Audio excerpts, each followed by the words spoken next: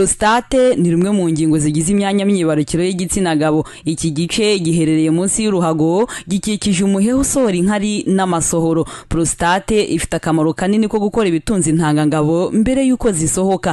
Abashakashatsi mu by'ubuzima bavumbuye ko kanseri ya prostate yaba iterwa n'imikurire irengeje urugero y'uturemangingo two mu rugingo rwa prostate. Ahangaha ushobora kwibaza ese ni bande bakunze kwibasirwa n'indwara ya prostate. Abashakashatsi bavuga ko guhera ku myaka 40 prostate yawe ushobora kugenda isaza cyane, ndetse bikaba byanatuma irushaho gukora nabi, bityo ukaba wagira ibibazo bikomeye ndetse birimo no kurwara kanseri yayo. Mu bikunze kwibasira twavuga nk'abagabo barengeje imyaka 50 y'amavuko. Nubwo bigoye kubona ibimenyetso by'iyi kanseri ya prostate y'umuntu agifatwa, ariko uko igenda ikura bigenda byigaragaza. Muri ibyo twavuga gushaka kujya kunyara kenshi mu ijoro, kudashobora kunyara cyangwa guhagarika ubwo bushake mu gihe ugiye kunyara ukumva ziraza ari nke ugereranije n'uko ubishaka, cyangwa kunanirwa kurangiza kunyara ngo wumve zishizemo, kumva umeze nk'uri gusha mu gihe uri kunyara, kubona amaraso mu nkari, kugira amaraso mu masohoro, kugira uburibwe mu mayunguyungu no mu gace k'umugongo ko hasi,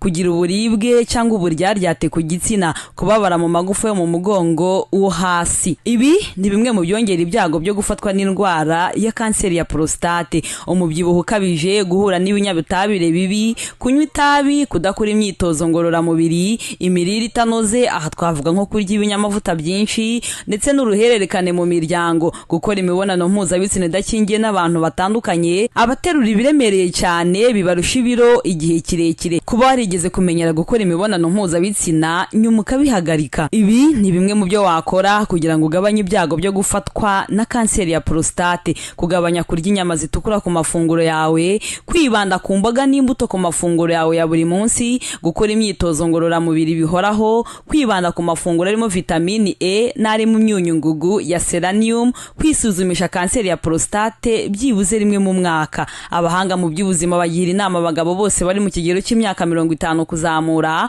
ko bagomba kugana muganga bakisuzumisha hakiri kare, kuko iyi ndwara iyo uvuye hakiri kare ishobora gukira, ariko iyo utivuje kare ifata agasabo k'intangi kakangiza, ndetse uko igenda ikura ni nako yimukira mu bindi bice by'umubiri kugeza umuntu imuhitanye.